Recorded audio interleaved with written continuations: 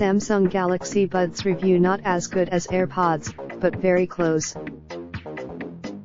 Headphone companies have now had nearly 2.5 years to try to match the near-perfect simplicity of Apple's AirPods A.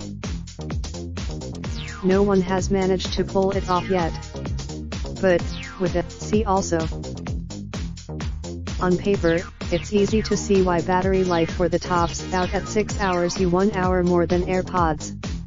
And the case is much smaller than Samsung's previous Icon X earbuds. Image Carissa Bell / Mashable. Image Carissa Bell / Mashable.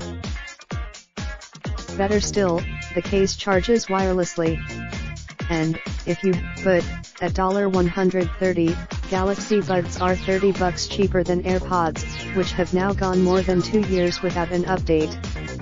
And they come in 3. One of my biggest concerns with Galaxy Buds was how they'd fit in my ears, as the buds are much thicker than AirPods.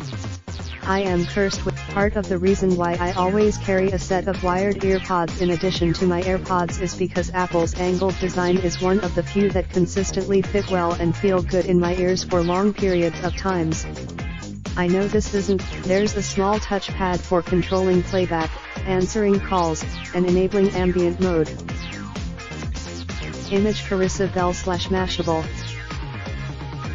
Galaxy Buds are thicker than AirPods, but don't extend beyond your ear, making them less likely to fall out. Image Carissa Bell / Mashable. So the first thing I did was change out the medium-sized ear tips that come straight out of the box for the smallest tips, which immediately made the Galaxy Buds much more comfortable. In fact, I was actually surprised at how comfortable they were. Popping them in, they did become slightly uncomfortable after a couple hours of solid use, as is the case with most earbuds I try out, but I suspect this won't be a major issue for people with normal-sized ears. Samsung has also tried to make Galaxy Buds as easy to set up and pair as AirPods. I say tried because, bizarrely, it's not the Galaxy Wearables app, which lets personalize your settings, but the Smart TTHings app that enables the iOS-style connection. You need the Smart TTHings app if you want to see this pop up. Image Screenshot / Carissa Bell. It's not a deal breaker, but requiring 2 separate apps and a Samsung account required to use Smart TTHings in order to achieve what's meant to be a seamless. You will, however, want to the Galaxy Wearables app, which lets you personalize your settings. The Galaxy Wearables app lets you personalize your settings. Image Galaxy Wearables app. With the touchpad controls, I appreciated that there's more flexibility than what you can do with AirPods. A single tap. These default gestures can be customized, but you can personalize what a long press does for each bud.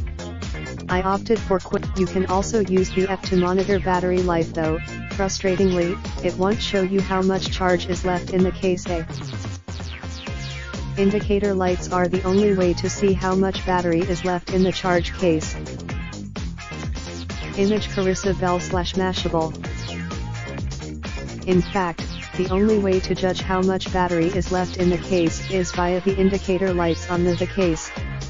A green light means maybe this won't bother other people as much as it annoyed me, but it makes the question of battery life so impossibly confusing. I have to wonder if Samsung came up with this strange color-coded system in order to obscure the case's battery life to begin with. If they did, incidentally, it'd be another big difference between Galaxy Buds and AirPods. Because the Galaxy Buds sit deeper in your ears, you get much more of a noise cancellation effect.